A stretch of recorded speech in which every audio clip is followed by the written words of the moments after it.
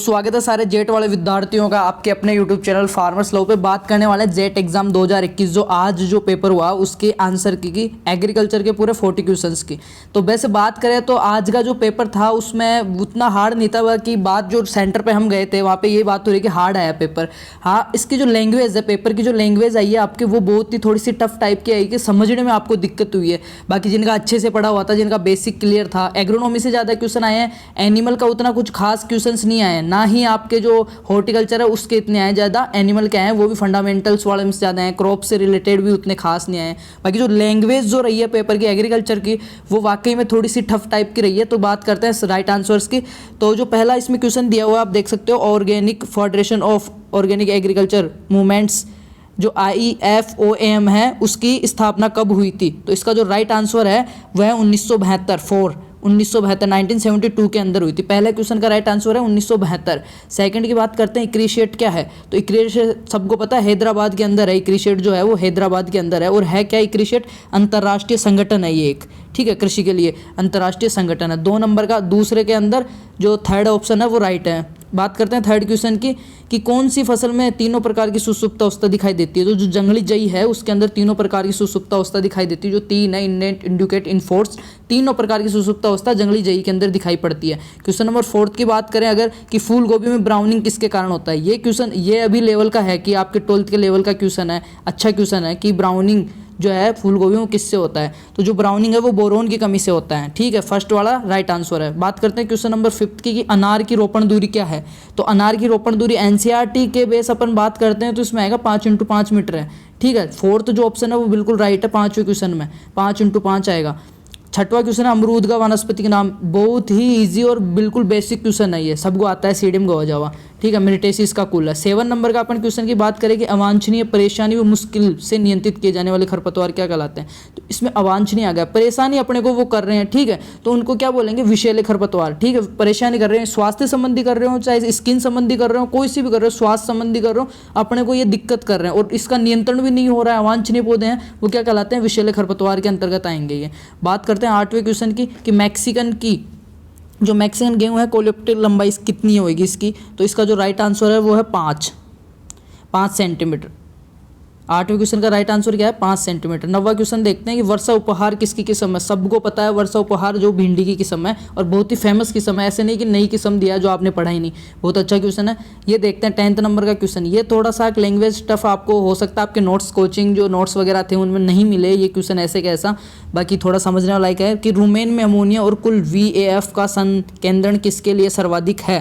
तो इसका जो राइट आंसर रहेगा वो है 3rd, भेड़, ठीक है। 11 नंबर का क्वेश्चन देखते हैं कि किस जानवर के दूध में वसा की मात्रा सर्वाधिक पाई जाती है। तो ये एवरेज सभी स्टूडेंट्स का सही होना चाहिए, ये क्वेश्चन किसी का गलत नहीं होना चाहिए, क्योंकि जो कॉमन क्वेश्चन है जो सबके सही हो रहे हैं ना वो आपके भी सही ही होना चाहिए। मेरे को एक बार कमेंट करके बताना कितने क्या क्वेश्चन बैठ रहे हैं। बाकी कट ऑफ के बारे में अपन पूरी खुल के बात करेंगे, क्योंकि मैं भी सेंटर पर गया था एक पे, तो वहाँ पर देखा है उतना कुछ खास नहीं रहा रेस्पॉन्स बच्चों का, तो उस हिसाब से कट ऑफ का अभी कम का ही मान रहे हैं अपन, ठीक है। 12वां क्वेश्चन की बात करते हैं एक बार कि आधुनिक जैविक कृषि के जनक कौन है। तो आधुनिक जैविक कृषि के जो जनक है वो है अल्बर्ट होवार्ड है। कौन है? Albert Howard. 3रा नंबर का राइट आंसर है 12वें के अंदर। 13वें क्वेश्चन की बात करते हैं कि निम्न में से कौन से फल में एकलिंगाश्री पाया जाता है। तो इसको इंग्लिश में आप देख सकते हो, एकलिंगाश्री डायोसियस किस में पाया जाता है, पपीते के अंदर पाया जाता है। 4th वाला बिल्कुल राइट आंसर है।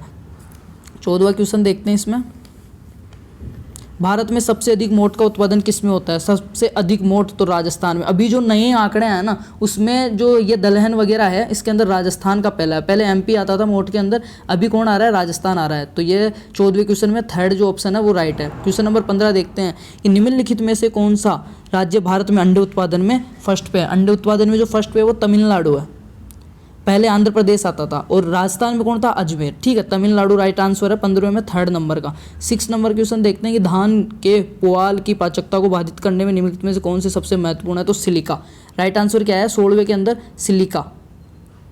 16वां जो क्वेश्चन है उसका राइट आंसर आपके 2nd ऑप्शन है सिलिका। नेक्स्ट देखते हैं 17वां लेथारस में BOAA की सुरक्षित सीमा क्या है। जो अम्ल है उसकी सुरक्षित सीमा उससे ज़्यादा होने पे हानिकारक हो जाता है पशु वगैरह के लिए। तो इसका जो राइट आंसर है वो 4th नंबर का कि 0.2% वाला। 18वां क्वेश्चन आपका देखते हैं, मैंड्रिन का वनस्पतिक नाम क्या है। मैंड्रिन किसको बोलते हैं, मैंड्रिन जो है सिट्रस रेटिकुलेटा, इसका राइट आंसर क्या है? सिट्रस रेटिकुलेटा 2 नंबर वाला है, ठीक है। ये 2 बिल्कुल इजी क्वेश्चन आएंगे, इन्होंने बोटनिकल नेम पूछा और कुछ नहीं पूछा। जो रबिश मूली जो है उसकी बीज दर पूछी है, तो मूली की जो बीज दर दे रखी है वो दे रखी है 9 से 12 किलो। वैसे एनसीईआरटी की बात करें 9 से 12 किलो राइट आंसर है इसके अंदर। 20वां क्वेश्चन देखते हैं, यदि अनुपूरक आहार की सीपी सामग्री से खालिस्तान ऊपर है तो यूरिया पूरक की सिफारिश नहीं की जाती है। तो इसका जो राइट आंसर है 20वें क्वेश्चन का आपका उसमें 25% से ऊपर है तो यूरिया पूरक की सिफारिश नहीं की जाती है। बात करते हैं 21 नंबर क्वेश्चन की, अरहर की सबसे कम अवधि में पकने वाली कौन सी है? तो इसमें आएगा ऑल ऑफ दीज। ये चारों ही प्रभात, यूपीएससी 120, ठीक है, उपास और आईसीपीएल 151, ये तीनों ही है ना कम अवधि वाली किस्में हैं, तो इसमें आएगा ऑल ऑफ दीज अरहर वाले में। बात करते हैं 22 नंबर क्वेश्चन का कि Khalistan percentage NDF in total ration, मतलब सामान्य दूध वसा के रखरखाव के लिए कुल राशन में कितने % एनडीएफ होना चाहिए? तो इसका जो राइट आंसर है वो आएगा 36। 4th नंबर का जो ऑप्शन है वो रहेगा 36 रहेगा। इनमें कुछ क्वेश्चन हो सकता है जो मैं बता रहा हूँ वो आपसे मैच नहीं कर रहे हो या आपके नोट्स वगैरह से, तो एक बार मेरे को कमेंट करके बता देना। बाकी सारे क्वेश्चन में नहीं है, हो सकता है 1 या 2 क्वेश्चन में आपको ऐसा हो, बाकी लगभग मैंने यही कोशिश की है कि आपको सही आंसर दे पाऊँ मैं। बात करते हैं 23 नंबर की, केले का खाद्य हिस्सा है। तो देखो केले में एंडोकार्प और मीजोकार्प दोनों आते हैं और इसमें दोनों एक साथ ऑप्शन दिए नहीं है, तो मेरे हिसाब से जो आंसर है पहले अपन मीजोकार्प को मानते हैं, तो मीजोकार्प ही आएगा इसके अंदर। केले का खाने योग्य भाग मीजोकार्प। वैसे नोट्स वगैरह में आप रीड करोगे तो मीजो और एंडो दोनों दे रखे हैं। नेक्स्ट 24 नंबर का जो क्वेश्चन है कि आम की अंबिका किस किस्म दोनों, तो इसमें ये सेकेंड है आम्रपाली और जनार्दन पसंद, इसका संकरण है अंबिका। आम में से 2 क्वेश्चन आए, दोनों किस्म के हैं, एक तो सिंधु वाला एक ही अंबिका वाला, ठीक है। नेक्स्ट करते हैं गायों और घोड़ों, 25वां, गायों और घोड़ों में विटामिन ए की कमी से कौन सा रोग हो जाता है? तो इसमें जो वैसे रतौंधी भी आता है और जिरोप्थेल में, पर आंसर अगर बात करें हम पशुओं के बारे में विटामिन ए से, तो इसमें ये जो राइट आंसर आया जिरोप्थेल आएगा। नेक्स्ट 26 नंबर का, समान वर्षा को मिलाने वाली रेखाएं आइसोबार कहलाती है। समान रेखा को बहुत ही ईजी क्वेश्चन है, जनरल एग्रीकल्चर में जब एग्रीकल्चर पढ़ाना स्टार्ट करते हैं उसमें करवाया है, अपना सारी क्लास में करवाया हुआ है ये क्वेश्चन। 27 नंबर का देखते हैं कि वर्तमान में आइसोप्रोटोन की जगह आइसोप्रोट्यूरॉन बैन है, ये चीज़ बता देता हूँ आपको, कौन सा खरपतवार नाशी, तो आइसोप्रोट्यूरॉन तो बैन कर दी सरकार ने, इसकी जगह मेटोसल्फ्यूरॉन यूज़ में लेते हैं अपन। नेक्स्ट 28 देखते हैं कि भारत में सर्वाधिक उत्पादन वाली केले की किस्म। अब देखो ये क्वेश्चन अगर इजी टाइप में पूछता ना तो डायरेक्ट ऐसे पूछता है कि भारत में सर्वाधिक कौन से फल का उत्पादन होता है? केला। अब इसने थोड़ा सा टफ लाइक पूछा है कि मतलब यहाँ पे छटनी हो जाएगी यहाँ पे बच्चों की, जो जिन्होंने अच्छे से डीपली पढ़ा है, लंबी तैयारी की है ना, वो ही इसका आंसर दे पाएंगे। इसमें 3rd नंबर का आंसर राइट है, ड्वार्फ कैवेंडिश।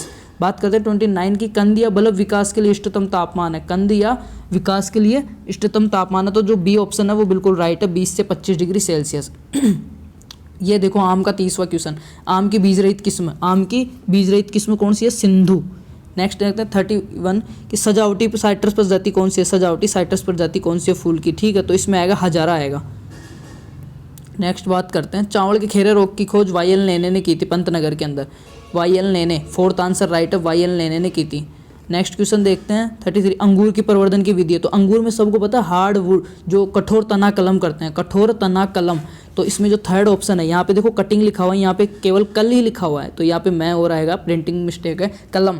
तो हार्ड वुड सबको पता है ना, अंगूर में कठोर तना कलम यूज लेते हैं। तना कलम 3 प्रकार के, जड़ तना, पत्ती, फिर तने वाली के अंदर मध्यम, कठोर, कठोर और सॉफ्ट वाला, तो इसमें कठोर वाला यूज करते हैं। ठीक है, 3rd आंसर राइट है। 34 एनडीआरआई कहाँ पे है? NDRI Karnal Haryana, NDRI Karnal Haryana 1955। ठीक है, where is a national research centre on camel, ये बहुत ही महत्वपूर्ण था राजस्थान की दृष्टि से। अंतर्राष्ट्रीय जो राष्ट्रीय जो संस्थान है ऊँट का, वो एक बीकानेर वाला है, एक काजरी जोधपुर है।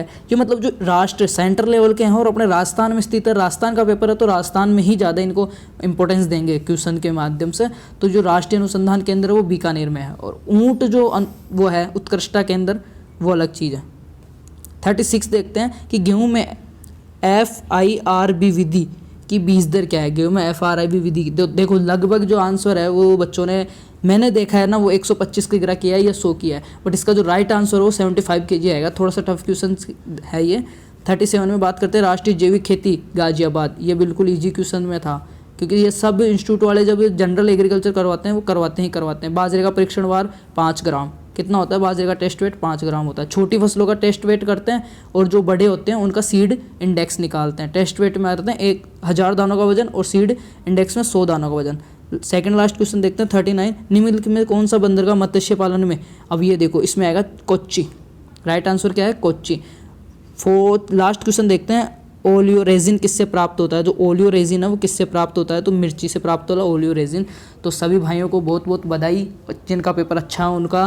बाकी जिनका नहीं हुआ है, थोड़ा बहुत कम ज़्यादा हुआ, तो मैं बताऊँ पेपर थोड़ा टफ टाइप ही था, तो कॉन्फिडेंस लेवल लो ना करें, अच्छे से पॉजिटिव थिंक के साथ, ज़्यादा सोचने से कुछ नहीं होएगा। आप उसका वेट करें रिजल्ट वगैरह का, फिर देखते हैं जो भी होगा किस हिसाब से कट ऑफ रहती है, अपन उस पर भी बात करने वाले हैं। बाकी अभी तक चैनल के पेज को सब्सक्राइब नहीं किया तो सब्सक्राइब करके बेल आइकन प्रेस कर लो यहाँ से, और वीडियो को लाइक कर देना। मेरे को कमेंट करके जरूर बताओगे आपको क्या लग रहा है, टफ रहा, हार्ड रहा, किस उस प्रकार से मैं एनालिसिस करके ही आपके द्वारा ही, खुद के मन से कट ऑफ नहीं तैयार करूँगा। मैं पिछली बार की थी वो अपनी 90% मैच की थी कट ऑफ, अपनी जो हमने कट ऑफ बताई थी वो 95% 90% मैच करी थी पूरी, ऐसे कैसे मैंने बताया था इतने लगभग कॉलेज मिलेगा, यूनिवर्सिटी मिलेगा।